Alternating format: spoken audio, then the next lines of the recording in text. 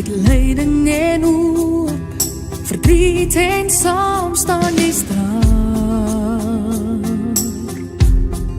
Jy is altyd daar.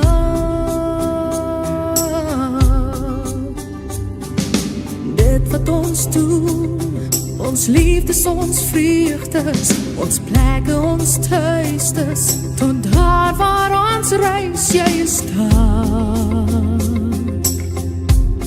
Afrikaans is ons wese. Dis die taal waarin ons groet, die taal is in ons bloed, is Afrikaans, vir ons mense.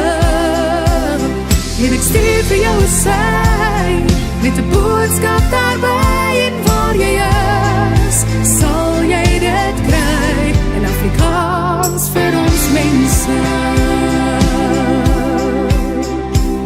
Al verander straatname, al word helde laat val, ons is steeds deur ons arm, ons kultuur, ons verhaal, dit sal altyd bestaan. Afrikaans is ons wese. Dis die taal waarin ons groet, die taal is in ons bloed, is Afrikaans, vir ons mense. En ek stuur vir jou 'n sy, met 'n boodskap daarby, en waar jy is, sal jy dit kry, in Afrikaans vir ons mense. Ons is daarmee gebore, die taal waarvoor ons staan, dit vloei deur ons are, ons kinders praat het saam, dit sal altyd bestaan. Afrikaans is ons wese. Dis die taal waarin ons groet, die taal is in ons bloed, is Afrikaans, vir ons mense. En ek stuur vir jou 'n sy, met 'n boodskap daarby, en waar jy is.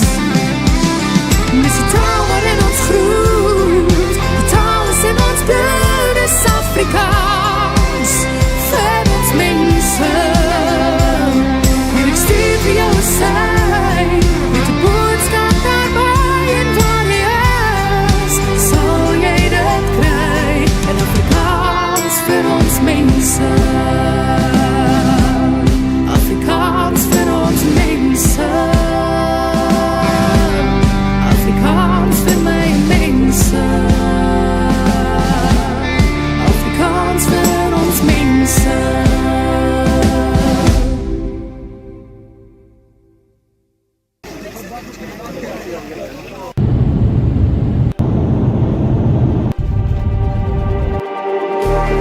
Just like the street lights lit this town, like a fire in a blaze, gotta burn it down. Alright, here we are, folks. Can't be afraid to leave this out. We got this far, don't know how. I see danger in your eyes. They know we'll burn down the night. Coming just like the sunrise. You know that we're gonna light it up tonight. We're gonna light it up tonight. We're gonna light it up just like the sunrise. We're gonna light it up.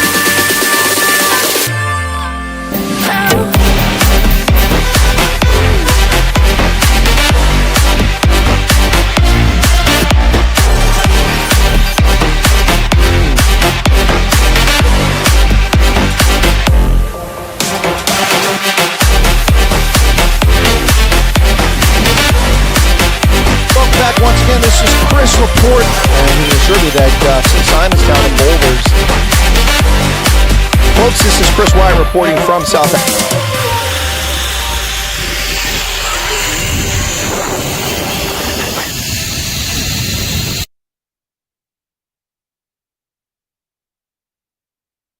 World Bee Day, folks. Welcome back to the program, May 20th, 2024.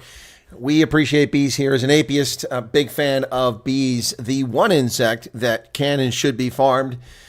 Contrary to the leftists that want us to eat bugs, cockroaches, and grasshoppers, we love to eat the product that bees produce, and that is honey, nature's sugar. Well, folks, it's World Bee Day, and welcome back to the program. This is Chris live in central Pennsylvania. How y'all doing out there? It's a pleasure to have you back with me again today. Let's go ahead and get into the news for today. Some big breaking news taking place all over the world today, and we'll get to that right now. So, welcome back to the program on World Bee Day, folks, and good audience to start this off. Thank you all for joining me. The big news, of course, a lot of big news stories here today, not the least of which is the serial pathological liar. No, not Jacob Zuma. Michael Cohen is on the stand again in New York in the fake trial against Donald Trump. But also, Jacob Zuma has been declared ineligible by the Constitutional Court to serve in Parliament. Not a surprise. Surprised that they actually had the courage to make the judgment, but not a surprise that that was the conclusion. In addition to that, the Iranian president is dead, and speculation has begun already by people trying to blame it on the CIA. I'd blame it probably more likely on the Iranian government, responsible either for negligence, poor pilotage of the helicopter in poor weather. Helicopters can fly in poor weather, but not all helicopters and not all pilots are experienced enough to do it. So there you have it. Let me say hello to everybody in the chat, and we'll get into it. World Bee Day. It is World Bee Day. Val Cooper, Gus, Charles, Ron van der Spoel. Who else we got here? Val Cooper, Ulrich Fenter, Brian Lawrenson. Eric is here. Hey, Erica. And who else? Mr. Garrett says, wonder how many hives on Morgan's. Okay. I don't know. It's a good question. I can't wait to get back to Somerset West and check on the bees. Laylu's here. Garrett already said. Charles Van Onselen, the voice of reason. Ken Aronston, always here. Always a pleasure. Ken. Val Cooper. Teresa. All right, Charles Van Onselen. All right, let me go. I'm just going to put something here which I didn't do before the stream. I want to do that because I want to bring that up for the rest of the broadcast, just so people know. World Bee Day. Since we'll be talking about other things today, let's remind people that it's World Bee Day. Put that up on the screen. There we go, but we're going to reduce the size of that. World Bee Day. There we go. Up. There you go. So it's World Bee Day. So make that small, put it up there on that shelf. Yeah, we'll put over the rugby balls. How's that? There we go. World Bee Day. So let me just move it down really quickly here so it's a little further down. And I want to make sure I put it below the news when I do the news, okay, so that it doesn't appear on top of the news. Anyway, so we're going to get to the news here in just a moment, folks. Plenty to talk about. Again, as I said, where did my World Bee Day go? Huh? I lost it. Where'd it go? Uh-oh. I think it went in here. There it is. It went in the wrong place. All right, there we go. Got it. Man, that's just disappeared here. That's very dicey here. They need to come up with a better way to adjust this thing. They haven't done that yet. There we go. Now we can turn it on. All right, cool. All right, welcome back. Okay, so northern area is not good at the best of times. What northern area? Erica, flu going around. Well, you all get it out of the way in case I do get my passport in the next week. So I don't want to get it when I come to South Africa. Looks like I'm not going to be coming unless we get some movement here very quickly. Anyway, programming announcement, folks. Today I am scheduled to appear on Alex Newman's Sentinel Report, 2:30 Eastern or 3:30 Eastern, which would be 9:30 South Africa time. I'm waiting for confirmation from the programming manager. Just looking to see if he got back with me.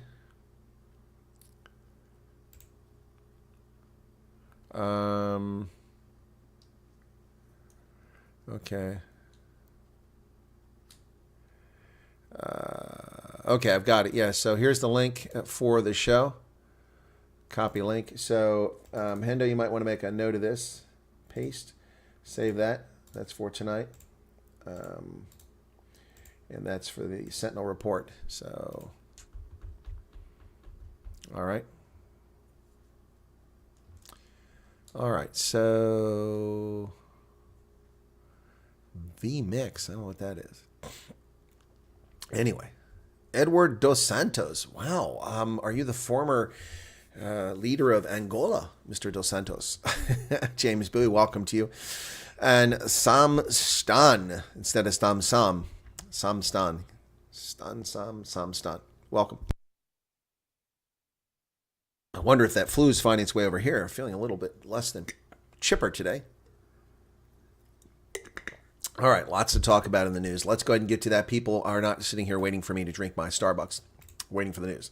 World Bee Day 2024, folks. Yep, that's what it is today. It is World Bee Day. So there we go. This story in Earth.com. Bees and other pollinators, such as butterflies, bats, and hummingbirds, are increasingly under threat due to human activities. Pollination is vital for the survival of ecosystems, with 90% of wildflowering plant species and over 75% of food crops relying on animal pollination.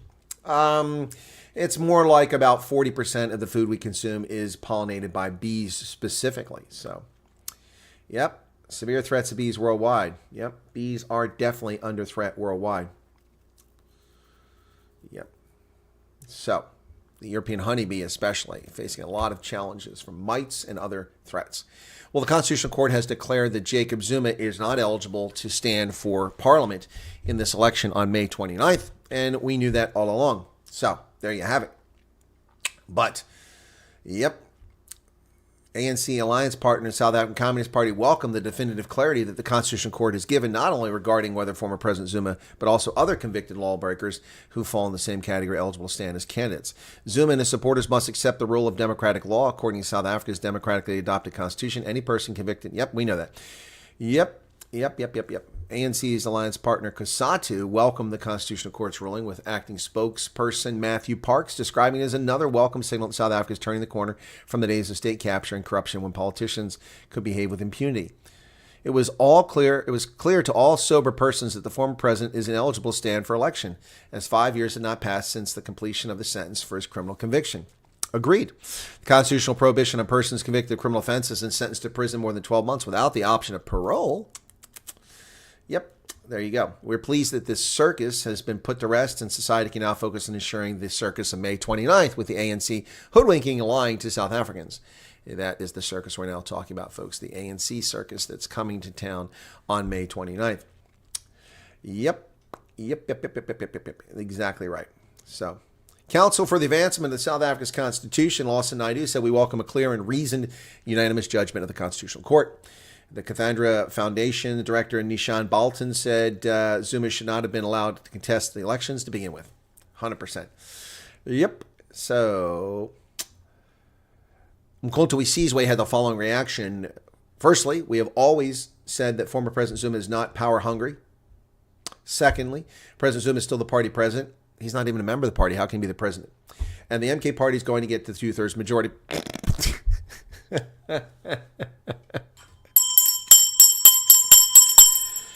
Folks, we have a village idiot. You have a village idiot. Could someone come with a straitjacket and collect the village idiot, claiming that MK is going to get 2/3 majority? We will take control. President Zuma does not have to be the president. He's still the brains behind any president that will be deployed. Kind of like Barry Obama is the brains behind Joe Biden. Yeah, kind of like that, huh? Oh, my goodness. Oh, my goodness. There were MK members outside the court after the ruling in Joburg, walking up and down the street. MK Secretary General Sile Ngubane addressed the media outside the Constitutional Court after judgment. He said, "We're disappointed by the judgment that Zuma, but he remains the leader of the party and will be on the ballot." Yeah, we know that.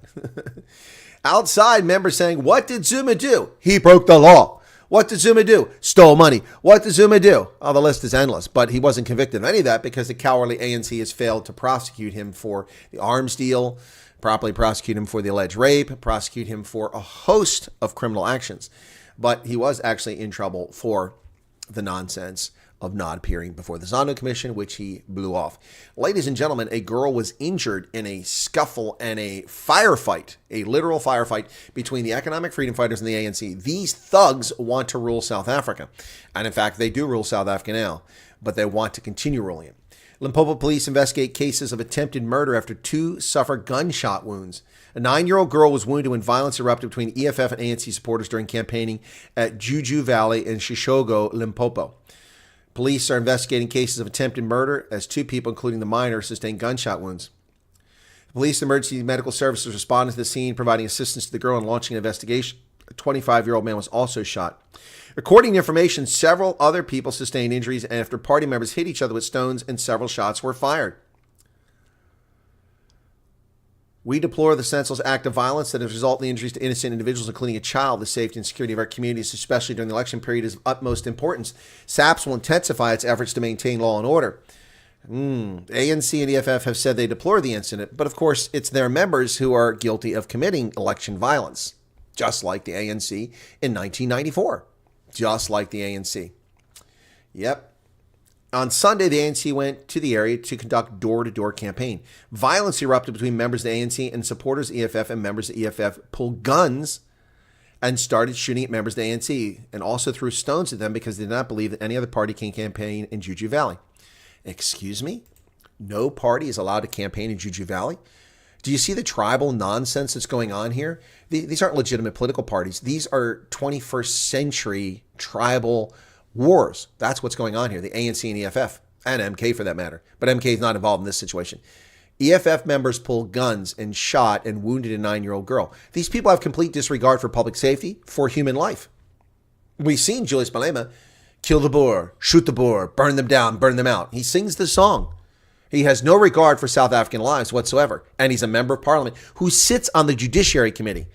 How cocked up is that? Unbelievable, folks. ANC and EFF in a Limpopo gunfight. Wow. Police are ramping up high-risk areas. Well, you might want to take a look at Juju Valley in Limpopo. The National Joint Operational Intelligence Structure, or NAT Joints, says it'll ramp up police visibility in areas that have been identified as high risk ahead of and during the 2024 elections. Well, apparently that doesn't include Juju Valley, where they need to be.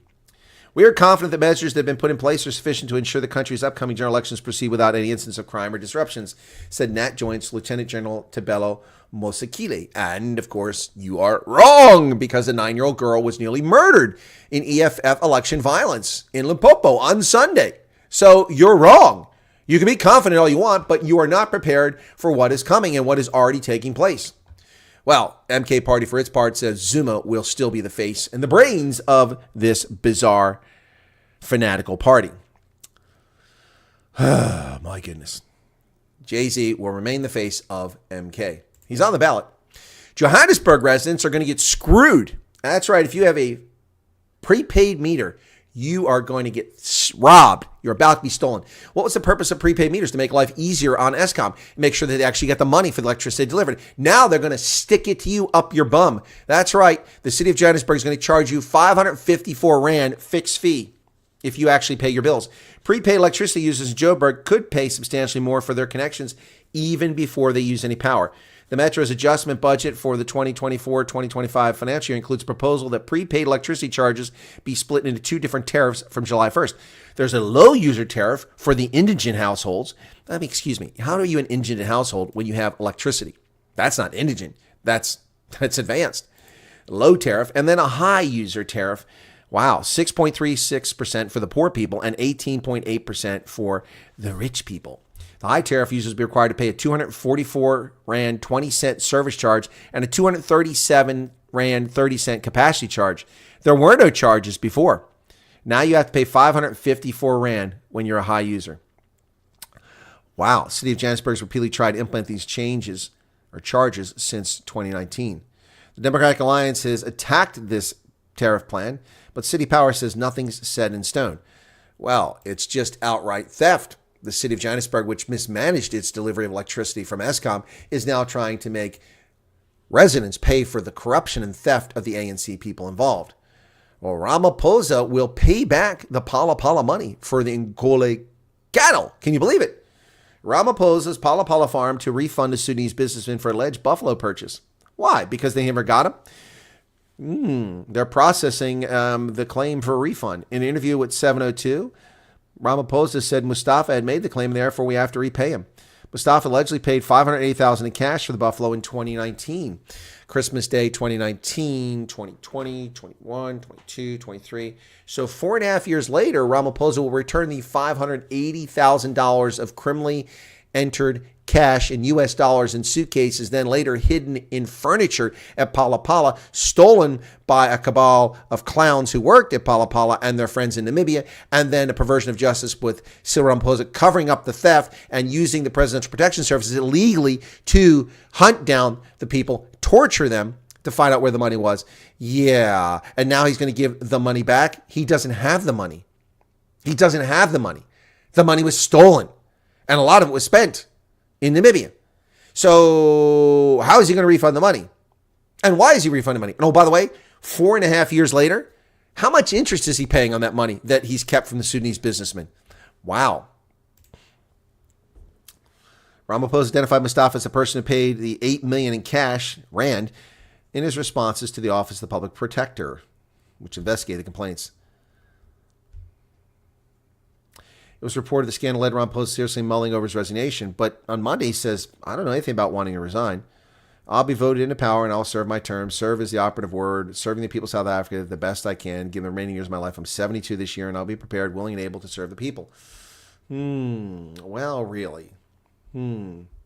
Serve the people. More like you serve yourself, you greedy bastard. Then your Palapala will pay back the money. What a scam. An interest-free loan. Well, Implats announces a $9 billion handout and scumbag transfer of wealth to people who've not earned a penny.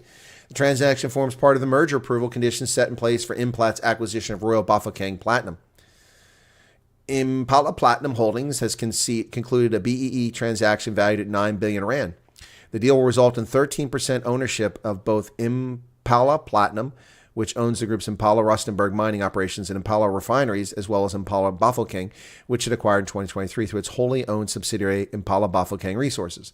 The transaction forms part of the merger approval conditions set in place. A 13% equity ownership in Impala Platinum and Impala Bafokeng Resources will be structured to award 4% ownership to a community trust, 4% to an employee trust, and 5% to a strategic empowerment consortium.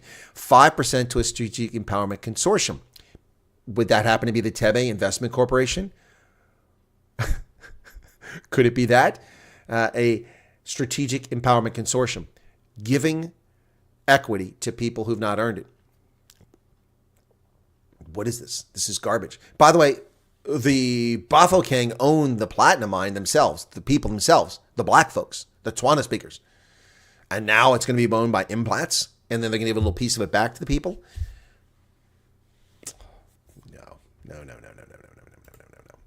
Well, how is Eskom avoiding load shedding? Well, according to Cochisenso Ramakopa, it's because at the Copacabana, the hottest spot north of Havana. Oh, sorry, I was dancing with Cochisenso Ramakopa, the electric slide minister. Yeah, known for his dance skills. He's got mad dance skills like Carlton. It's not unusual to be loved by anyone. It's not unusual. Wow, citing Eskom data, he noted that the energy availability factor from the period of April 1st to May 16th was about 60%. Last year it was only 51%. He says they're burning less diesel than last year. Do you believe that? I don't. Don't believe that at all. He claimed that they're burning 78% less diesel than they were last year, which flies in the face of information reported to the public about diesel consumption at Eskom. Boy, these people just know how to fib. Who's the biggest retailer in South Africa? It's not Edcon. They went bankrupt. Reorganized. Still trading with Edgar's and the Foschini Group and others out there still. But who's the biggest retailer? Well, this report in Business Tech says it's ShopRite.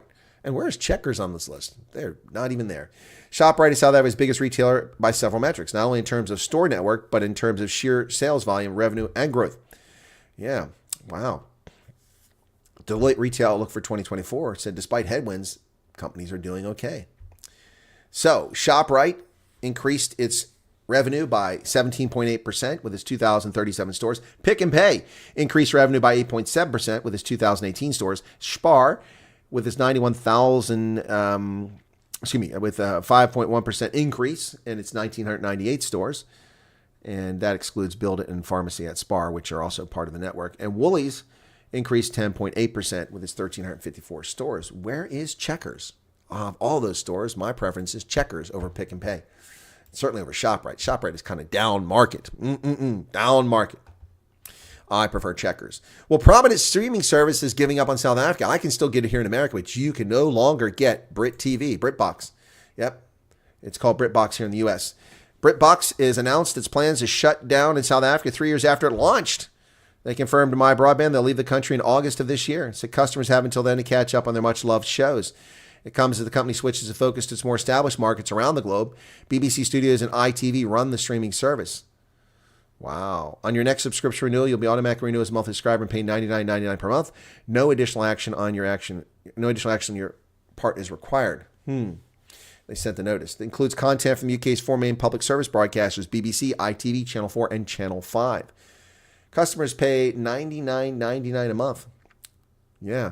They have been saying that they've had blooming customer service. I mean, a number of accounts has been growing and doing quite well in South Africa, but they're going to pull out of the market. That sucks for South Africans who want British TV content because you won't be able to get it legally now. Now you'll have to use a VPN or something like that in order to watch these sort of shows. But I also have BritBox, but I'm pissed because you pay 100 Rand. 100 Rand, that's about $5.60. I pay $9 a month now, $8.99 a month now for BritBox. It was $5.99, and then they keep increasing the price, and they've reduced the selection of what's available. They're giving me old shows from the 1970s like Bergerac, which is actually not a bad show, but a bunch of other crappy British shows from the 70s. As time goes by, no thanks. Rwanda is deploying 2,500 more soldiers to Mozambique for the Cabo Delgado insurgency. As South African forces pull out from SADC, President Filipe Nyusi of Mozambique quoted in state-run radio as saying the troops are being deployed not because Mozambique cannot ensure its own defense, but because the country cannot fight terrorism alone. Well, it's because Mozambique cannot defend itself because the FATM just isn't up to the task. It isn't up to the task. The armed forces of Mozambique are not up to the task, and they ran away when confronted by this rabble of ghouls a few years ago, hence the Rwandans deployed there. President Ruto of Kenya will make the first state visit by a Kenyan leader to the U.S. in over 2 decades. Billed as historic, it's the first state visit by a Kenyan president to the U.S. in 2 decades and the first by an African leader since 2008. Well, there you go. So no African leaders visited the states. Presidents during Obama's time, the great African. President Obama never had a single African leader, head of state visit. I thought there was 1 or 2. We had a summit. Didn't any of them go to that? Once a center of Islamic learning, historic Mali City mourns a lack of visitors. Well, yeah, because you've got a war going on, morons. Kolaba used to earn a living as a tour guide in Mali's historic city of Njene. Once a center of Islamic learning for its sprawling mud brick mosque that has been on the UNESCO World Heritage in danger list since 2016. The Grand Mosque, the world's largest mud brick building, used to draw tens of thousands of tourists to Mali every year. Now it's threatened by conflict between jihadi rebels, government forces, and other groups. Bali says his income was enough to support his family, which now numbers 9 children, and to pay for a small herd of cattle. But these days, few visitors come to the city. It's been largely out of work. When in each case, he sells some of his cattle. I'm sorry. So you have no money because you have 9 children? How about you keep it in your pants? Kola, put it back in your pants. 9 children? Talk about irresponsible. U.S. troops will be gone from Niger by mid-September, according to the Pentagon. U.S. troops ordered out of Niger by the military junta that overthrew the democratically elected government said they will withdraw by the middle of September. 4 days of talks between the illegal government of Niger and the corrupt regime of Joe Biden resulted in this catastrophe of U.S. withdrawing from Niger. Meanwhile, the International Criminal Court is seeking arrest warrants against Sinwar and Netanyahu for war crimes over October 7th attack and the Gaza campaign. Wow. The International Criminal Court is seeking arrest warrants for Hamas leader in Gaza, Yahya Sinwar, and Israeli Prime Minister Benjamin Netanyahu in charge of war crimes and crimes against humanity over the October 7th attacks on Israel and subsequent war in Gaza. The court's prosecutor, Karim Khan, well, that's a very, very neutral, objective person, Karim Khan, said the ICC's prosecution is seeking warrants for Israel's defense minister, Yoav Gallant, as well. There's 2 other Hamas leaders, Mohammed Daib Ibrahim al-Masiri, leader of the Al-Qasim brigades, and Ismail Haniyeh, Hamas's political leader. Well, the ICC proving that it has no legitimacy once again. First off, it has no authority over Hamas. They're not a signatory to the International Criminal Court, the Palestinian Authority. They're not a state, so they have no authority over them, unless this is a tacit recognition by the International Criminal Court that Gaza is part and parcel of Israel, which is a signatory to the ICC. Or no, it's not a signatory. So they have no legitimacy here whatsoever. ICC seeking arrest of Hamas's leader Sinwar and Benjamin Netanyahu. Khan said in a statement, based on evidence collected and examined by his office, he has reasonable grounds to believe Netanyahu and Gallant bear criminal responsibility for war crimes and crimes against humanity committed on the territory of the state of Palestine. Of course, the state of Palestine does not exist according to the Palestinians and according to the queers for Gaza, the gays for Gaza, who are dancing on college campuses complaining that there needs to be a two-state solution.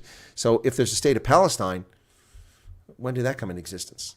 I thought there wasn't one. Make up your mind.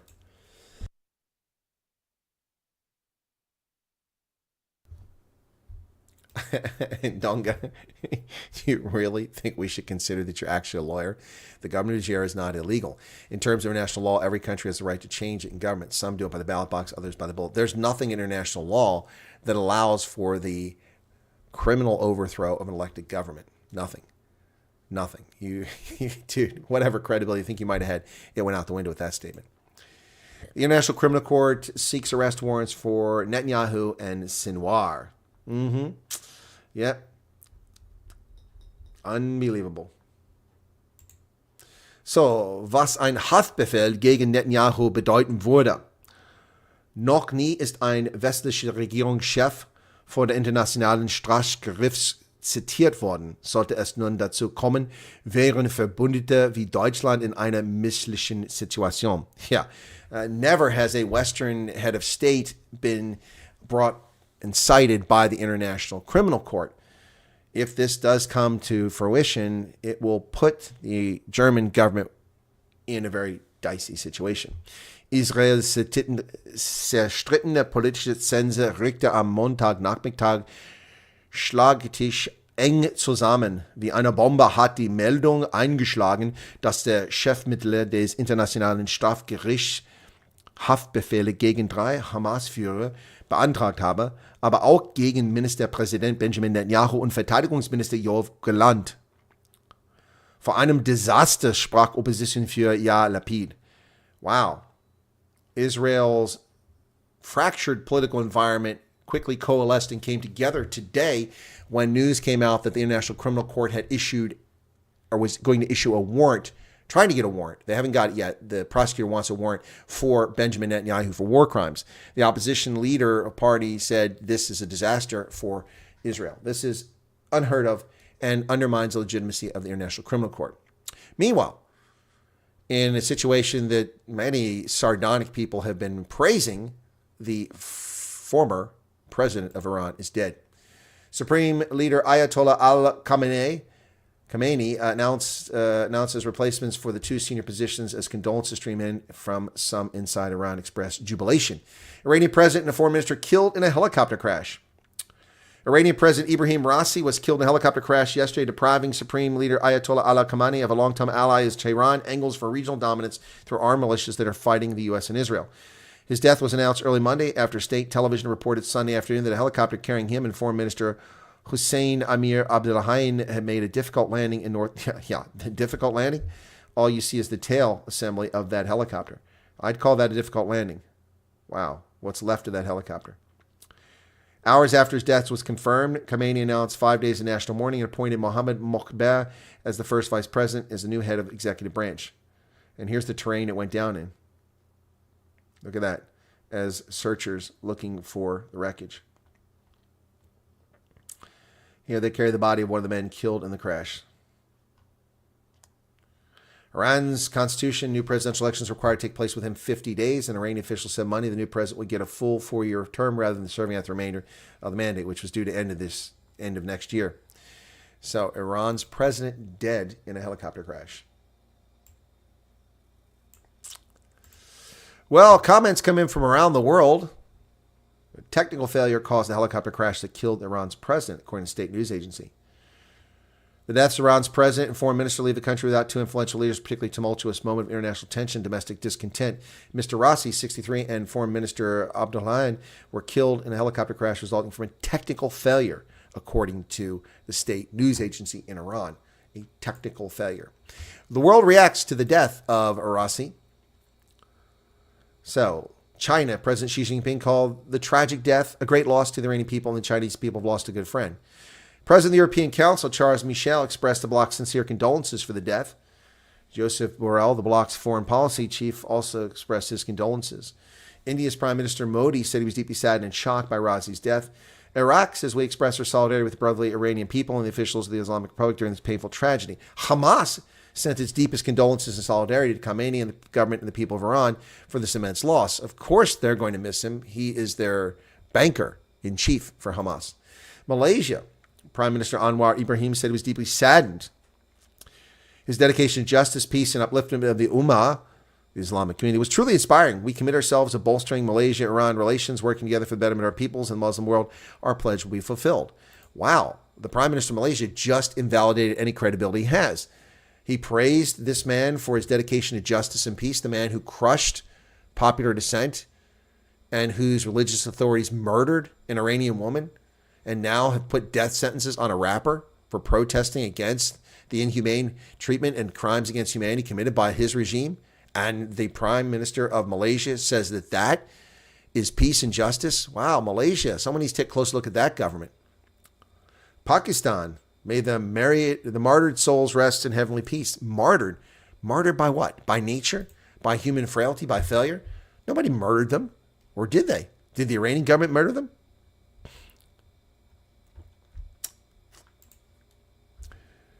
Well, artificial intelligence is starting to piss off some serious people, including women whose images are being used. AI manipulated videos on Chinese sites use young, supposedly Russian women to promote Chinese-Russia ties and stoke patriotism and make money. Yep, the woman declares in a Mandarin inflected with a slight accent that Chinese men should marry us Russian women. In other videos on the Chinese short video platform Douyin, she describes how much she loves Chinese food and hawks salt and soap from her country. Russian people don't trick Chinese people, she promises.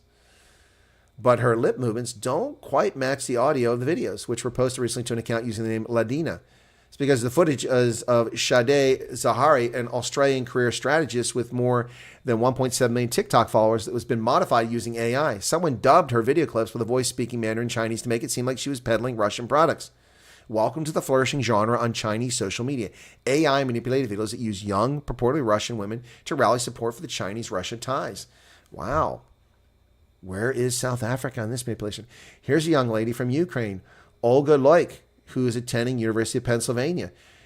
Videos look more natural. Her lips moved, but she doesn't speak Chinese, and she would never praise Russia, she said. She's from Ukraine, and some of her relatives still live there. Artificial intelligence. Wow. Heavy rain triggers mass flooding in Germany, Belgium, and the Netherlands. Heavy rains cause flooding in parts of Germany, Belgium, and the Netherlands overnight into Saturday, swamping streets and buildings and sparking evacuations. Here's an area view of Saarbrücken in the southwestern portion of Germany, showing the swollen river. You can see it's gone up over one of the on-ramps from the road. Wow. Southwestern German state of Saarland, streets were under deep water, and images of social media showed emergency workers carrying local residents in safety boats. No deaths were reported, but drone footage shows extent of damage in record rainfall in areas of Belgium and Germany. 42 people have died in Germany. That says no one's died over the weekend. That's come on. France 24, get your story straight. You said nobody died, and then it says 26 people died. Finland is changing its border so that the authorities can arrest the criminal alien invaders coming in from Russia. Finland will propose a new law allowing border agents to block asylum seekers trying to enter from Russia, the Prime Minister said, a decision that will cause Helsinki to temporarily breach its international commitments. Good. Finland shut its border with Russia last year to stop a growing number of arrivals from countries including Syria and Somalia and accused Russia of weaponizing migration against it. Yep, there you go. There you go. So Finland will shut down its borders. Another country. We've got Dominican Republic shutting its borders down. We've got Hungary shutting its borders down. We've got Finland shutting its borders down. But apparently we're not allowed to shut our borders down to the criminal alien invaders. Not to legitimate visitors, not to legitimate business people, university students, folks visiting relatives, or tourists coming, or attending university. No, we have no problem with those people. But the frauds, no thank you. Spain recalls its ambassador after Argentina's Malay calls the Prime Minister's wife corrupt. Spain recalled its ambassador to Buenos Aires for consultations after President Javier Milei made derogatory comments about Spanish Prime Minister Pedro Sanchez's wife during a far-right rally in Madrid. Milei had called Sanchez's wife, Begoña Gomez, corrupt. Spanish Foreign Minister Jose Manuel Alvarez said he expected an apology from Milei. Don't hold your breath, because it ain't coming. Well, the star witness in the fake criminal prosecution of Donald Trump by Alvin Bragg in New York, the hush money trial, admits he stole tens of thousands of dollars from the Trump organization. So not only is he a convicted perjurer and a felon, but Michael Cohen is also a thief. You did steal from the Trump organization based upon the expected reimbursement from Red Finch, defense attorney asked him. Yep, you did steal. Mr. Blanche asked him, making Ladies reference and gentlemen, please welcome the president of the National Rifle Association of America, What the hell was this? Charles L. Cotton. What the heck was that? Hold on, folks. What the hell's going on here? Sorry, I don't know what this is. Something's taking over my computer. Oh, this stupid thing started playing a video. Sorry about that. I stopped it. Woo. Wow, that's out of control. All right. So, you did steal from the Trump organization. Mr. Blanche asked him to make a reference to repayment plan that was intended to pay adult film performer Stormy Daniels $130,000 and tech firm Red Finch $50,000. Yes, sir, Mr. Cohen said in response. The former attorney said he went to the bank and took out cash over several days, totaling $20,000 before keeping it in a small brown paper bag. He then gave it to the tech firm. He testified, adding he never gave the full $50,000. The Trump organization ultimately repaid Mr. Cohen $50,000, then doubled that payment in practice known as grossing up to cover taxes he incurred by declaring money as income rather than tax-free reimbursement. Wow. So he admitted that he's a thief. He's a thief. And the man is the star witness for the prosecution. Trump defense cross-examines Michael Cohen in hush money trial. Cohen is asked about potential run for Congress. And is that true? Yes, sir. Cohen confirmed. He told a reporter one of the reasons he should run for Congress, he's got the best name recognition out there. My name recognition is because of the journey I've been on. It is affiliated with Mr. Trump. Yes, not because of Mr. Trump. Your journey has seen near daily attacks on President Trump since 2020. Yes, sir. Wow. So now we know what it's all about. Michael Cohen, the convicted felon, is just looking for money. Well, the Dolly cargo ship was refloated this morning at high tide in Baltimore on the Patapsco River. The Dolly, which has been pinned by the wreckage on the Francis Scott Key Bridge, which it caused since late March, began moving early today at about approximately 1 mile per hour as tugboats moved the crippled ship to a berth in the harbor of Baltimore. It began to move toward the Seagirt Marina in the port of Baltimore, propelled by tugboats after it was freed from the wreckage of the Francis Scott Key Bridge and refloated. Look at all those containers, man. Oof. 8 weeks after it rammed into the Francis Scott Key Bridge, tearing down a Baltimore landmark but becoming a fixture on the horizon itself, this container ship Dolly is afloat again more than an hour after an expected 5:30 start. The ship, surrounded by tugboats, began a 2.5-mile journey back to a berth in the port of Baltimore. Well, it's about damn time.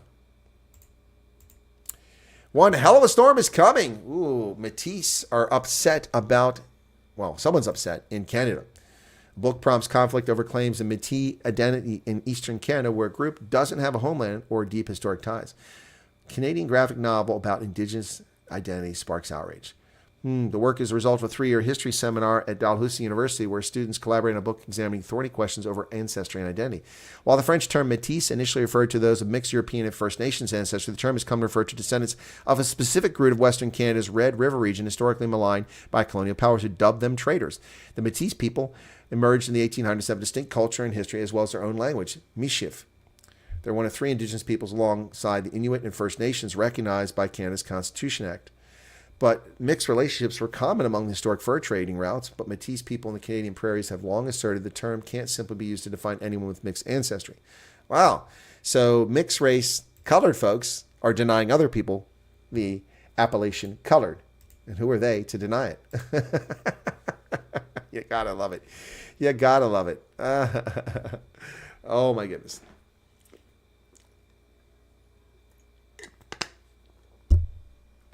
Oh, boy. All right, let's go see what's going on in the chat over here. Let's see what's going on in the chat here. All right. Debbie says, it took me forever to find the like button on my phone. Wow, I have a hard time finding it sometimes, too. And sometimes the chat doesn't load. Well, let me see if it loads now. If I go to my video now, let's see if the chat comes up. I don't know what's with the app. It does that. I'm not quite figured out because I don't spend that much time on the app. But go to the YouTube app. Okay. Skip this ad. Oh, come on. You serious? Oh, my goodness. Skip survey. So look. Live chat. And it's blank. Live chat. Blank. You see that? Live chat. Blank. You see that? Crap. That's what happens with YouTube's app. It's very annoying.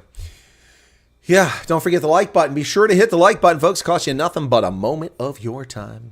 Time keeps on slipping into the future. I want to fly like an eagle. Yes. Checkers has been South Africa before I came through as refugee. Yeah, I love Checkers. And Charles says they're the best deal these days. Rest in peace, RJ. Also, PMP replaced some members of the board, including bringing back Spar selling its Polish chain. Huh. All right, Chris. Didn't hear any of that. Yep.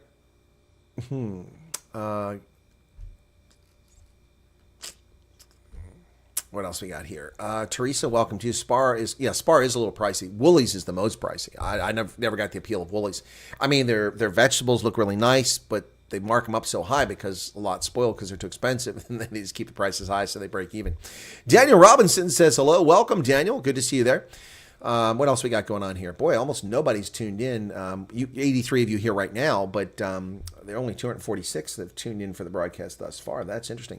Hit a peak of 91. Since it's World Bee Day, did you see the new film, The Beekeeper, Jason Statham? I saw that movie was out, but I don't think he's really a beekeeper in that, right? I haven't seen it. I saw the advert for it. But I don't go to the movies anymore.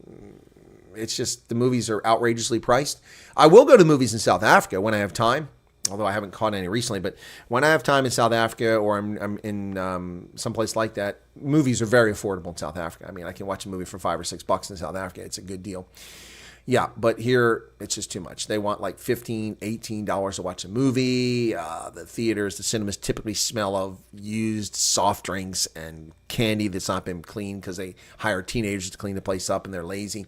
So it's, and I'm talking about every theater I've gone to, every cinema, they all suck. There's not a nice one around. Now, when a new one opens up, I might try it out occasionally, but none have opened up in recent living memory around here. So, yep. Yeah, that is not international law. Donga, you're smoking weed there. Yeah, a little too much daga there. So, let Netanyahu be arrested. He is a criminal Zionist in Israel, a far cry from the Jews that live in the Old Testament. Okay, Ann, thank you for sharing your opinion. Some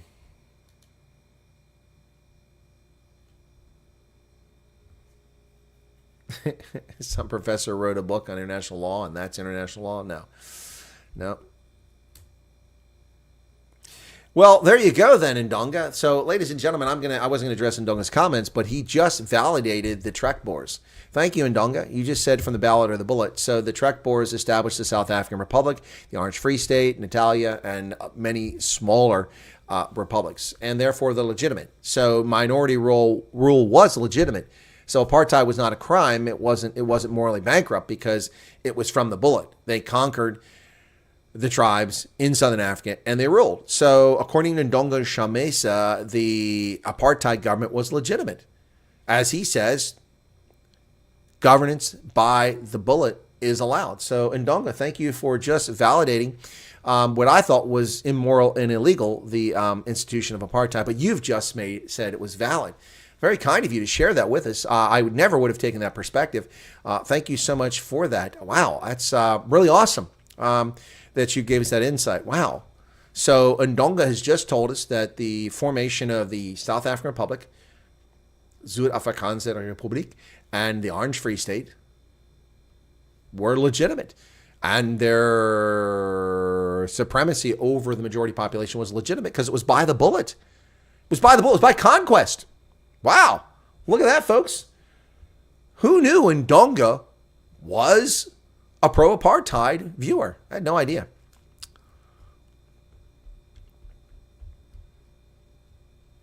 Maritime law is an accepted norm internationally by most countries who have signed the Convention on Maritime, International Convention, the conventions on that, because it's public space, arguably, even the exclusive economic zone. You may be the only country that has the rights or can lease the rights for economic activity in your 200-mile exclusive zone. But territorial limits for the sea, was it 6 miles, something like that? It's not very far. And the rest of it's all the commons, and that's why people agree.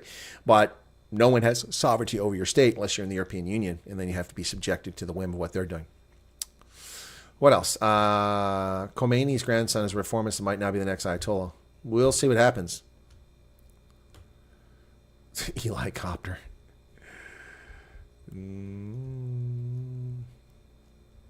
Brian Lawrenson's here. Everyone watch Nike's Last Breath. BBC World Service documentaries. So sad. On Nika's Last Breath. I haven't seen that, RJ. I thought I said Nike. Hey, Flesh, and how's it going? They failed to lead a country for 30 years. That's true. You told me the ANC. Hey, Keith, how's it going? No reminders? Well, that's YouTube, man. That's YouTube. What can you do?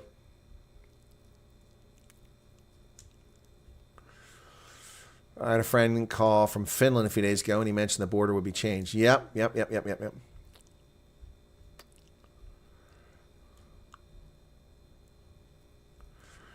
Green Phantom is back. How you doing there, Green Phantom? It's been a couple days, hasn't it? Dana Robinson says, what do you think of this guy, Ivan Rakin, whose video... Ivan Rakin had a video that went viral. Are we talking about the same guy? I know Ivan Rakin, if that's the guy I'm thinking of. I know him. What video went viral for him? I know him. I've met him. But he... So, what video went viral? I haven't heard about any video viral from him. I know Ivan. For some reason, people like him. He's okay. He's personable, but he's run for office and lost. I don't, just like I did. So, does that make you popular? Yeah, I don't know. What video with Ivan Rakin went viral? That's news to me. I know Ivan. He was supposed to come on my program and never came to fruition. Along with Scott Pressler. Scott Pressler, I also know I met. Scott promised to come on and then never did. And that's because Scott Pressler is in that community of connected conservative and right-wing social media influencers and media people who don't let anyone under the tent, only their close friends. So the likes of those folks don't let new people come in unless they're, 22-year-old women with perky breast and bleach blonde hair and slender legs. Then they'll let them under the tent.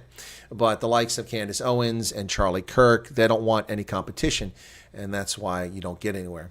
So I do know Ivan Rakin. What about him? What's your question on here, Daniel? Oh, boy, what else?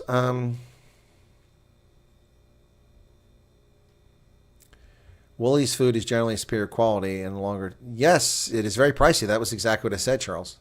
Exactly what I said. Deborah Olivier says, I've not been to the movie house in 8 years. Too expensive for us, too. Yep, I hear you. Spar Sedgefield is the best. They have great coffee. Okay. Didn't know that.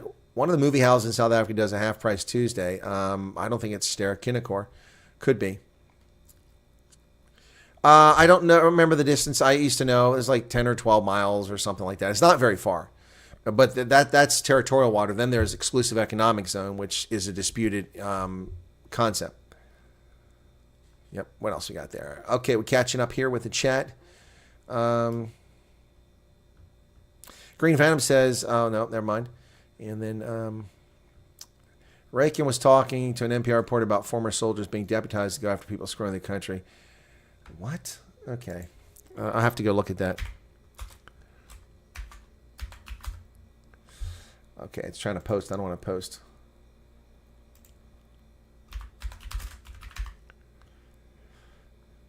Okay.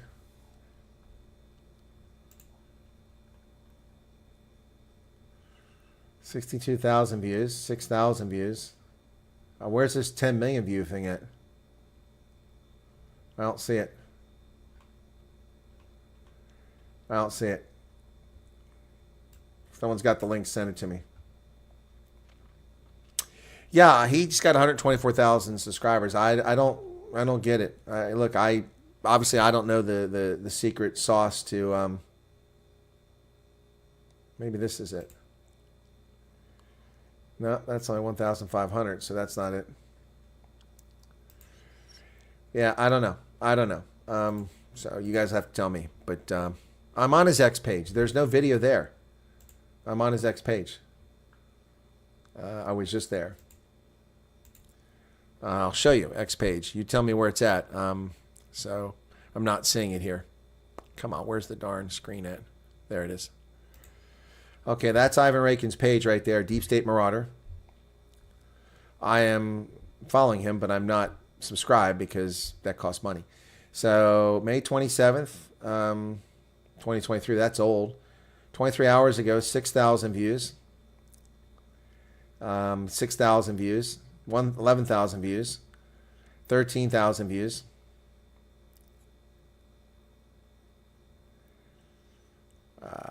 11,000 views. 10,000 views. I've been on that program there too. That guy right there. Brandon. I don't see it. 8,000, 9,000, 7,000, 10,000, 5,000, 5,000, 5,000. There's nothing here. It says millions. So I don't know what you're talking about. Anyway, NPR reporter about former soldiers being deputized. Well, former soldiers can't be deputized. Go after people. That doesn't make any sense. Farm murders, burning women's... What? Oh. Jean Reynel says all South Africans staying in Europe voting for DA, so they should win. I wouldn't hold my breath on that.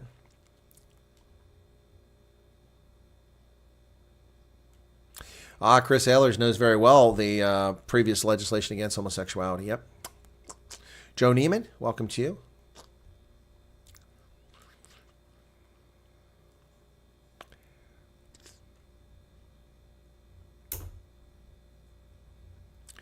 And what else? Hey, yeah, I joined late. Did you cover the... Yes, I did cover the International Criminal Court's decision to seek arrest warrants for Bibi Netanyahu. Yeah, well, I've talked about it already, but I'm happy to talk about it again.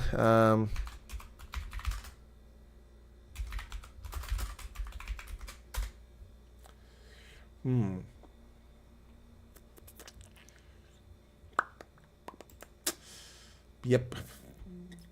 There are notable exceptions to the International Criminal Court, and that includes Israel. So the ICC has no jurisdiction over Israel, just like Russia, just like Ukraine, just like the United States.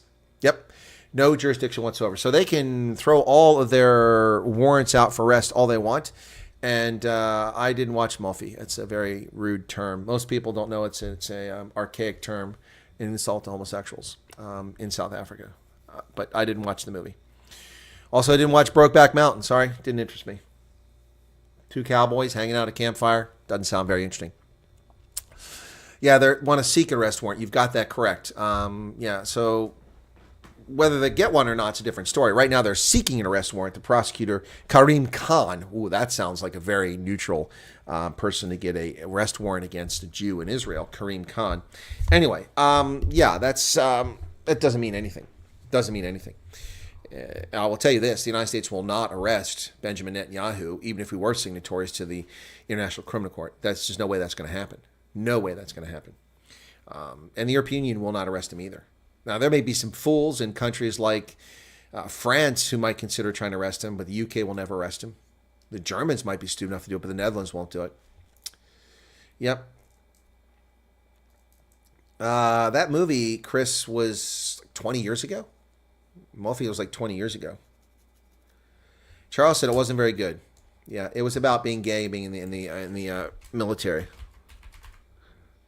2019. Was it? Oh, was that recent? I thought it was longer than that. Mofi, 2019 film. Young man, 1981, South Africa must complete his brutal and racist 2 years in compulsory military service. Boy, that's a very objective, isn't it? Yeah. Serving in the military wasn't racist. The regime might have been racist, but serving in military service was not racist. Wow, that's just messed up. That's just totally dishonest. Internet movie database. Just 2019 biographical war romantic drama. Okay, come on. Let's go Wikipedia there. Directed by Olivier Hermanus, based on the autobiographical novel the same name by André Carl van der Merwe, the film depicts mandatory conscription into the notorious South African Defense Force. Why were they notorious during apartheid? Through the eyes of a young, closeted character, Nicholas van der Swat, played by Kai Luke Bruma, as he attempts to hide his attraction to another gay recruit, Ryan de Villiers, in a hostile environment. The title derives from a homophobic slur in South Africa used to police masculinity. The film had its world premiere released at the Venice International Film Festival in 2019. It also had special screenings at other film festivals and received a number of accolades in various categories. The film begins in 1981 with South Africa's white minority government embroiled in a brutal proxy conflict in Angola and Namibia. A shy teenager, Nicholas van der Swat, like all white South African males over 16, is forced to undergo 2 years compulsory military service in the SADF. That's all legitimate and accurate. He keeps his head down while the sadistic sergeants brutalize and train the recruits to hate and kill, policing their every move. The threat of shame, abuse, and worse looms over any who fail to conform to the ideal Afrikaner hypermasculinity. There are details that set Nicholas apart, that despite his Afrikaans surname from his stepfather, he's English-speaking. And as he finds quiet solidarity in and a connection with another recruit, Dylan Stassen, that he's gay, the latter of which is a punishable crime and could land him in ominous Ward 422 if you're found out. Yep. The 2006 novel by André Carl van der Merwe, based on his own diary entries from when he was in the SADF. He tells the story of Nicholas discovering his sexuality in a dangerous context, and the irony of the trauma of being forced to defend a regime that oppresses him, and the ideology he does not agree with. 90% of the 94 critic reviews are positive. It was nominated for several awards. It did win a Mermaid Award at the Thessaloniki Film Festival in 2019 for Best Director. And at the Dublin International Film Festival, it won the jury prize for Best Film. There you go. Mofi. Yep, I remember that. So I just never watched it. Didn't interest me.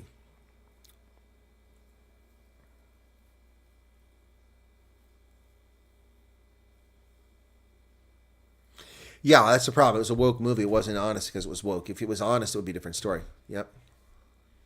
Parafina. What is that? Serafina? Alex Stockel, welcome to you. Yeah, Serafina. Didn't watch that one either. No interest in that. Nope. I did see the one with the journalist who fled the country, who was banned. What was that movie called back in the day? Cry the Beloved Nation. Was that actually made into a movie? Yeah, I'm trying to remember if that wasn't made in a movie. So, Cry the Beloved Country. It's a novel, and the film, 1995 film. I did see the film. Yeah. It wasn't a South African preacher. Yeah. South African church minister Stephen Khumalo is summoned to his village from his village to Johannesburg. There he finds that his son Absalom has been jailed in connection with a robbery in which a white man was killed. The father of white man, James Jarvis, a supporter of apartheid. Yada, yada, yada. Anyway. Okay, that's not the one I'm thinking of. Okay, but yeah, I did see that one. Serafina. Ugh, no thanks. Boring. Richard Harris. James Earl Jones. Charles Dutton was in that. Wow. It must have been one of the first things Charles Dutton ever did. He's done a lot. Yeah, Charles Dutton. Last time I saw him was in Longmire. He was pretty good in Longmire. Very annoying character, but very good acting on his part. Yep. No, Ivan Rakin, I don't see it. So anyway, not important, not worried about it. I don't know why he's so popular. I mean, I've met him. Anyway, whatever. I'm not going to speak ill of people. I have nothing bad to say about him. But I just don't understand his appeal. But then I don't understand Joe Rogan's appeal. Is the Shark game on Friday? Yeah, as long as I'm not flying to South Africa, I will do the Challenge Cup final. It's on Friday. I didn't realize that. Let me take a look at that. So, did not realize that the EPCR Challenge Cup was on Friday. I thought it was on Saturday. PR Challenge Cup. Oh, that's super. I don't want that. There we go. EPCR Rugby. Let's get to the Challenge Cup. And where's those matches? Here we go. Should take me. It is Friday. 9 o'clock my time. Yeah. Okay. Yeah, I'll be covering that game for sure. Absolutely covering that game. Yep. Yeah, the question is, do I cover the Champions Cup? Probably not. Although, let's see. Champions Cup, that'll be Saturday. Okay, fixtures, results. Yeah, it's Friday. I didn't realize the game was on Friday. I thought it was on Saturday. Okay. So Leinster is Saturday at 9:45. Stade Toulousain. So I might cover that one too. That one's going to be played in Tottenham. Yep. So, yeah, but I'll definitely cover the Sharks. There's no doubt I'll cover the Sharks. No way I'm missing that. So they've got to get redemption. It's been a terrible year. A terrible year. They've got to do something here. So, what's this? Red for going AWOL. Ooh, shame, Chris.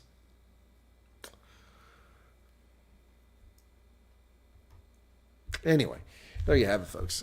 Yeah, so it's some of those movies are bad, but I'll tell you something. The best films I've seen in South Africa are some really good ones. The Long Run with Armin Mueller-Stahl. I love that movie. A fantastic movie, really well done.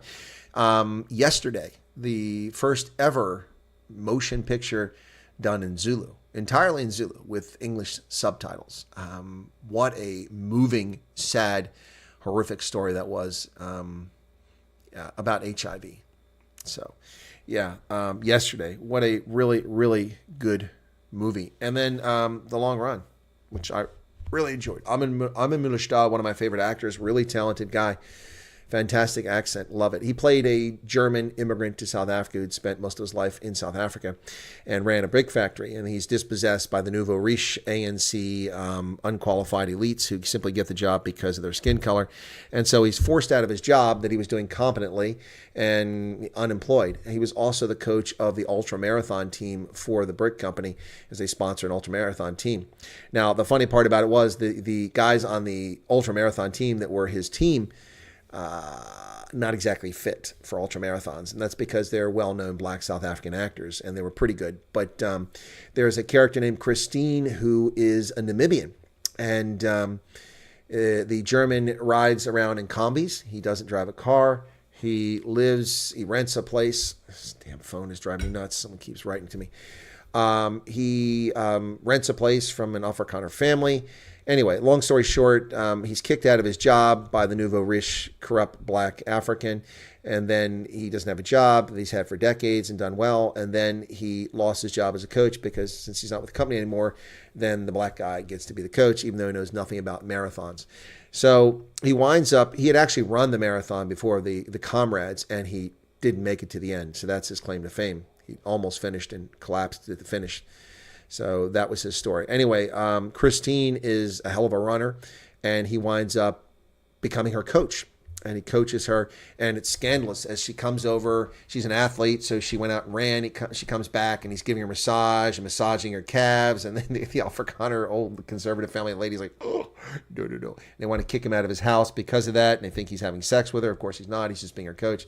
It's a pretty good movie. It's about the Comrades Marathon, The Long Run. Good stuff. Good stuff. Anyway, Springboks may not have enough Black players. That's just getting so tiresome. That whole story. Yeah.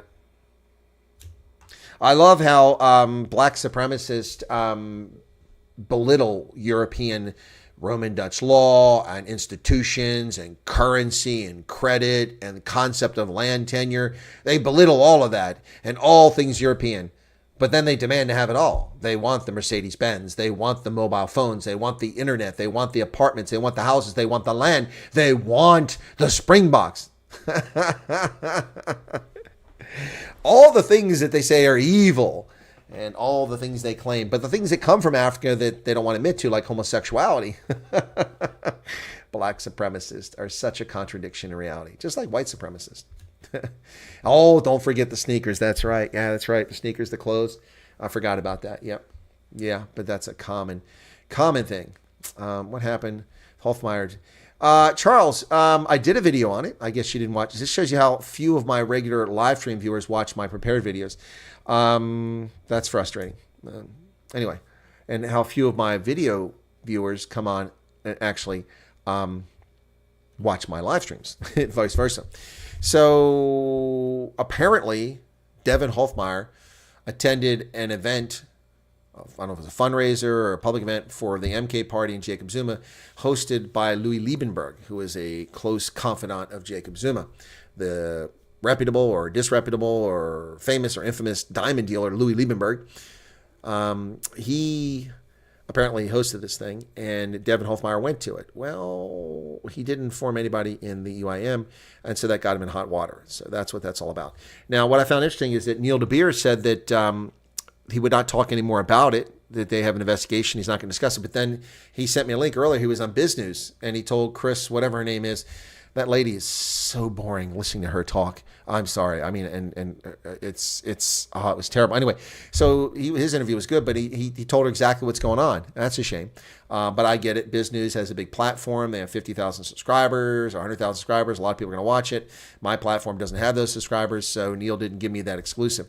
But Neil did discuss what's going on Biz News. So, yep.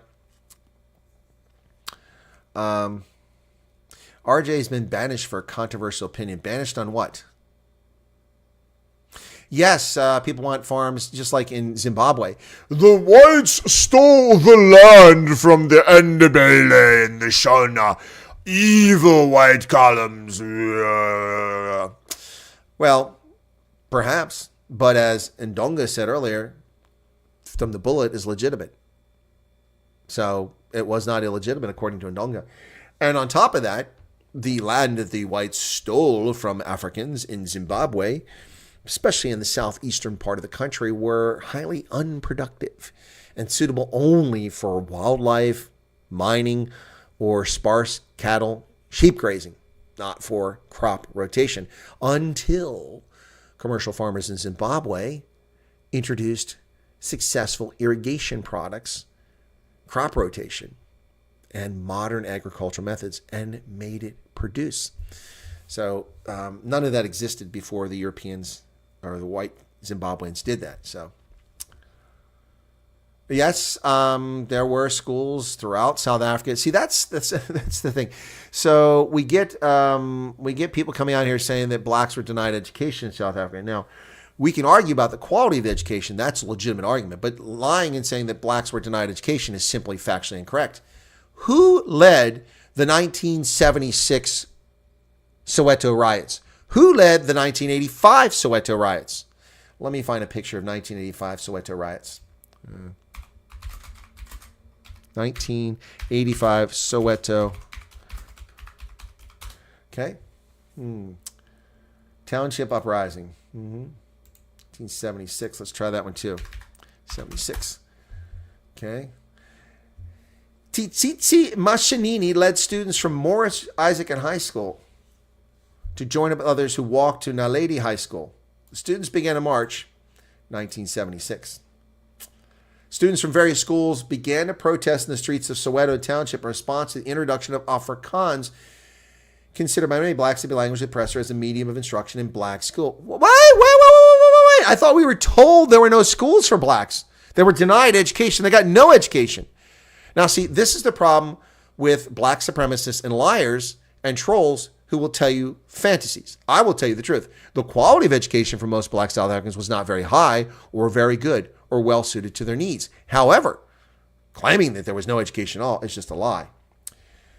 Black South African high school students in Soweto protested the Afrikaans Medium Decree of 1974, which was a dumb move by the apartheid government. Yep. Hector Peterson was killed. Yep. Here is the famous photograph, but it's too small from Wikipedia. So, Hector Peterson carried by Mbuvusi Makubu after being shot by the police. His sister Antoinette Sitole runs beside them. Peterson was rushed to a local clinic where he was declared dead on arrival. This photo by Sam Zuma became an icon of the Soweto uprising. 176 deaths. Some estimate 700 people died. 10 to 20,000 black students walked from their schools to Orlando Stadium. Apparently they weren't in school, according to some people. Yep.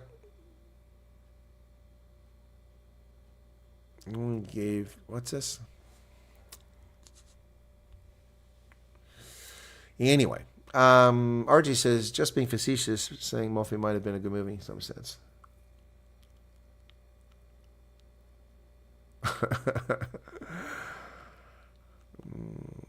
Banana is not even good. Oh, Bafana. Banyana. Also a terrible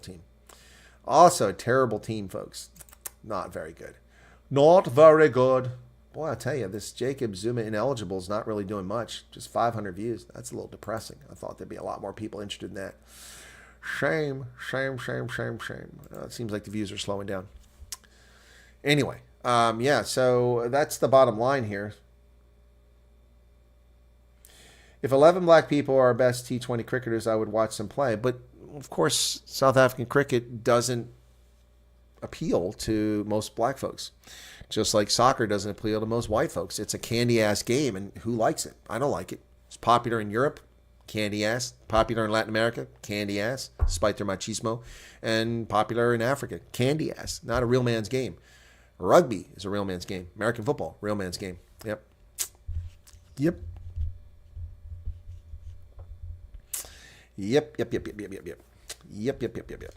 So, anyway.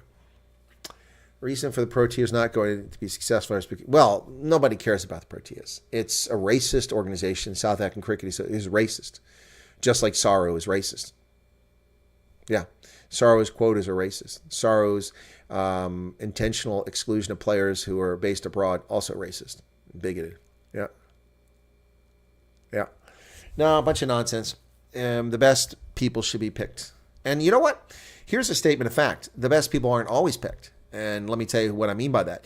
In 2023, or 2019, I should say, 2019, Rossi Erasmus did not pick the best cohort of players to go to the World Cup. He didn't. And it was intentional. It wasn't race-driven, and it wasn't merit-driven. It was team dynamics-driven. He picked Sia Khaleesi to be the captain, and he picked a team that wasn't the best team, but the best team he could get under the conditions forced upon him, and that gelled best. And arguably, it might have just been the best team, whatever, regardless of what was forced upon him. They claim he was given free reign, but that wasn't entirely true. So he didn't pick the best players. There were great players that didn't go to the 2019 World Cup and win it. South African players who were better than players that were on that team. Yep. In virtually every position, many positions. And the same thing in 2023, one can make the argument. There's no reason whatsoever, no legitimate reason whatsoever why Ruan Pinar was not on the 2023 team instead of holding our breath at Monty Lubbock and his terrible kicks. Now, I am a huge Stormers fan and a moderate Monty Lubbock fan, but it should have been Ruan Pinar. And Pinar would have been incredible. The man who can play fullback, fly half, and scrum half would have been fantastic. Our scrum halves were not impressive except for Grant Williams. Grant Williams was incredible in that World Cup. Let me tell you, I was sitting at the end of the pitch against Scotland in that game when Grant Williams came on and ran from my end of the pitch almost all the way down and scored a try in that game against Scotland. Grant Williams was dynamic in that World Cup. He was by far, hands down, the best scrum half in our World Cup. He didn't feature. Hendrickson was ahead of him, and so was Faf, of course. Yep. But bottom line is that Rossi Erasmus picked the best team he could pick, and it wasn't necessarily the best players because he's picking a team. If you're picking the best players, then you're playing an all-star game. You're not playing a team. And he's right to do that.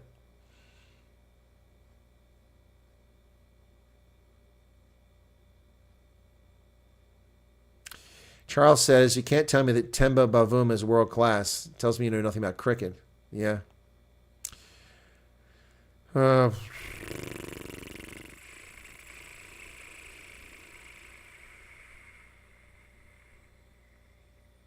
Cricket is the cornerstone of civilization. Ask anyone in Kingston. In Jamaica. Jamaica, man, they love the cricket. Yeah, they love the cricket in the West Indies and in India. But no, thank you. No, thank you. Not my cup of tea. Not my cup of tea. Not my cup of tea. Now, I've watched cricket. I went to the World Cup. I've showed you guys that before. Is that still here? Do I have that? That's not it. It's here somewhere. My World Cup mug from when I went to watch Pakistan take on New Zealand. Pakistan was never settled by the English in any significant numbers, but New Zealand was. Yet, when I went to Edgbaston, it was a Pakistan home game. My goodness, I felt like I was in South Asia, not in the United Kingdom. Yep, great grass in Kingston. Well, not that kind of grass. Wrong kind of grass. Also, very dangerous place to be, Jamaica. Brian Lawrenson doesn't like cricket. He loves it. Well, I mean, look, cricket's okay. The one-day internationals are okay. T20, one-day internationals, I can deal with that. And that's what I went to, was one-day international. ODIs. ODI, cricket. Yeah, you know, we've had cricket in America for well over a century, but nobody cares. Oh, my goodness. Only cricket worth listening to. Oh, yeah. No, if you're going to do cricket, you might as well do baseball. A lot more exciting. A lot more exciting. South Africa's playing West Indies tomorrow. Is this part of the T20 World Cup? The one that that Fikile Mbalula is complaining about? Of course, Fikile Mbalula isn't complaining that there are no whites or Indians on the Bafana Bafana side. Nope. Yeah. And nobody complained about the women's netball team, which is mostly white. Mostly because nobody knew what was happening. It was weird. I was in Cape Town during the Women's World Cup. For netball, of course. The Netball World Cup. And almost nobody knew what was happening. Pretty sad. Pretty sad, folks. Used to watch cricket in Durban. Stadium had no shade. Ugh, that sucks. Yeah, you've got, is it Wanderers in Joburg? Wanderers. That's where the cricket's at, in Joburg. Yep. I've stayed at the Protea right across from Wanderers. Yep. Drink the whole day and snooze at the stadium.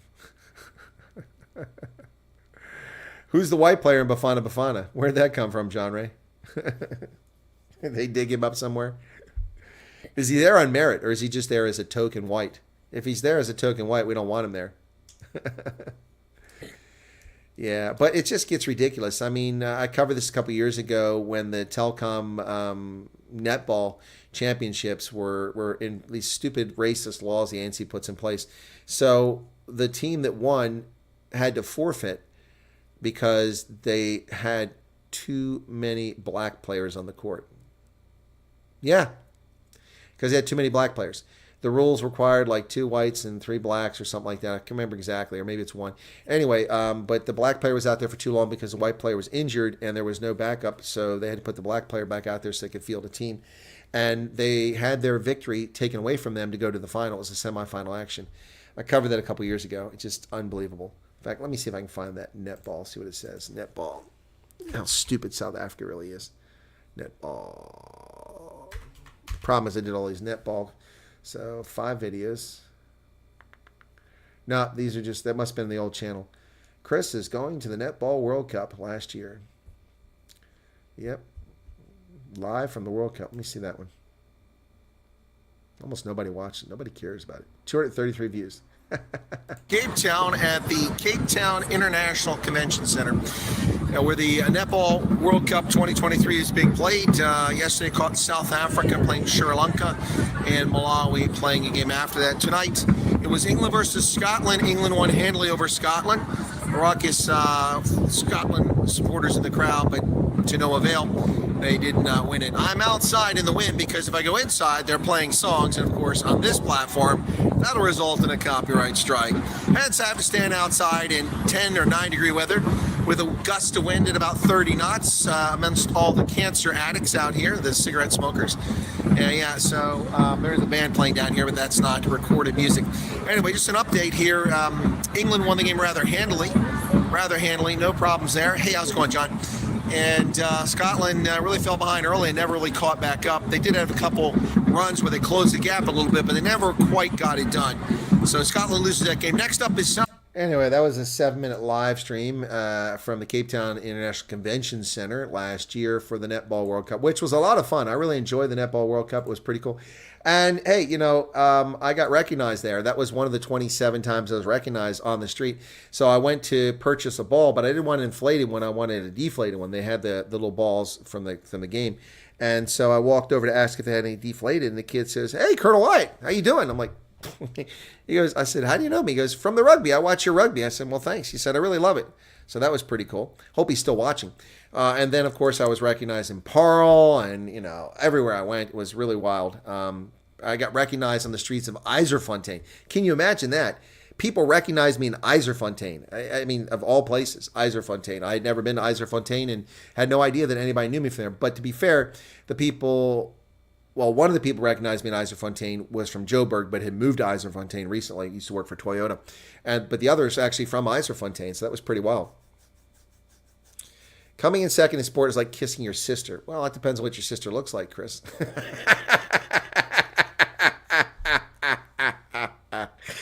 Oh, my goodness. Paul is relating what happened as they were beaten as kids with learning cricket. Giuseppe's back. Hey, Giuseppe.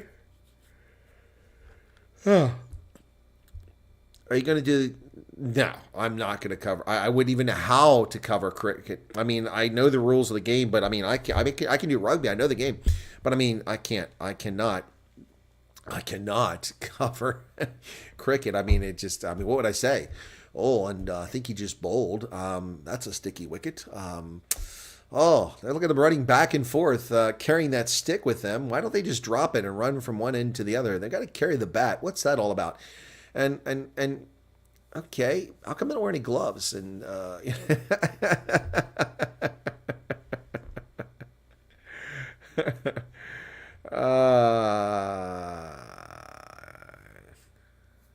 what?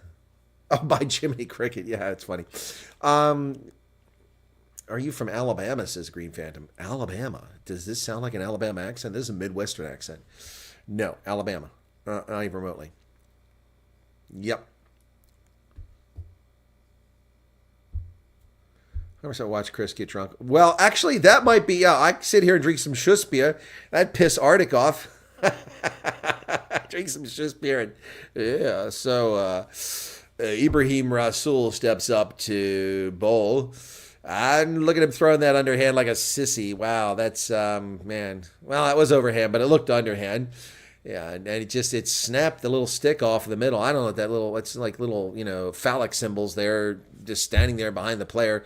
Why do cricket players stand on the field with three little tiny, narrow, thin, pencil-thin phallic symbols behind them? What's that all about? Oh, the dude's trying to knock those down and you're defending it. Okay, so why is there a catcher?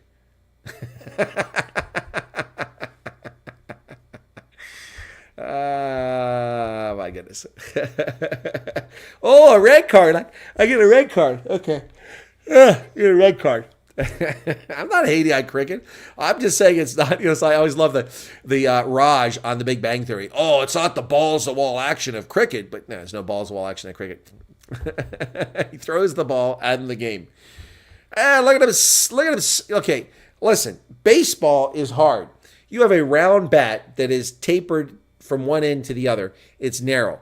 Someone's throwing that ball at you at 100 miles per hour from a distance of about 60 meters. Yes, and they give you a very narrow spot in which to hit it. Well, you can swing at anything, but cricket has a flat bat that's like this wide. How do you miss in cricket? I mean, honestly, how do you miss? I mean, baseball's hard, man. Oh, croquet. Now we're talking. That's a real game. Yeah, the Orioles got their act together. They lost a few games in a row there, but yeah, the Orioles have a really good team. A lot of great talent there. And guess what? It's not Latin. Actually got some white guys playing for the team. Yep. Badminton. I've played badminton before. That's a yard game. That's like lawn darts. They got rid of that game. Anybody in America knows about lawn darts. Oh my goodness, lawn darts were these missiles, had these plastic, like feather-like arrow wings at the top, and you held it in one hand, and you threw it up in the air like this, and it landed, it's supposed to go in a circle. They were deadly, man. People getting hit in the head, penetrating their skull. Lawn darts, man. What a dangerous game.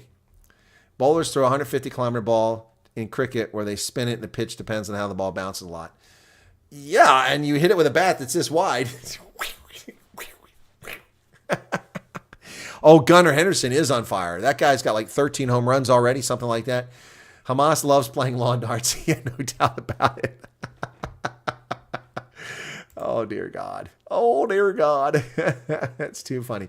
All right, folks, that's an hour and a half for today. Plus, we did the broadcast earlier about Jacob Zuma being declared ineligible to stand for Parliament. Not exactly a newsflash. It is a newsflash that the Constitutional Court did make that decision today, but we knew that already. Don't forget, programming announcement. I'll be appearing on Alex Newman's Sentinel Report coming up at 9:30 South Africa time, so 3:30 Eastern Standard Time on Lindell TV. Alex Newman's Sentinel Report, talking about South Africa's election. So if you want to catch that, there's the link. Go check it out a little bit later on, and we'll see you there. So, all right, guys, thanks a lot. Be sure to hit the like button. At 80 likes, 60 people currently here. We had 366 tune in the course of this. Thank you all so much. Catch you all later on. Be safe out there, and don't take any wood nickels because they don't work in vending machines. Nobody takes wood nickels. All right. Have I reached out to Armin Navabi? No, I have not. RG just told me about it yesterday. Yeah, best thing about baseball. Playing it's the best thing. Watching it, a little boring unless you're really into the game. All right, folks. Oh, I forgot this. So before we leave, don't leave yet. There's still 56 of you here. Don't leave yet. Forgot to show you this. So this is Atlanta, and this is President Biden's motorcade. This is the man who had 81 million votes, according to the media, in 2020. Joe Biden, 81 million votes. And look at all the people lining the route. When Donald Trump or even Bill Clinton or George Bush, look at that. Oh, that must be at 40 people in front of that church over there. But look at all the thousands of people, the throngs of crowd there in Atlanta waiting for the motorcade to pass.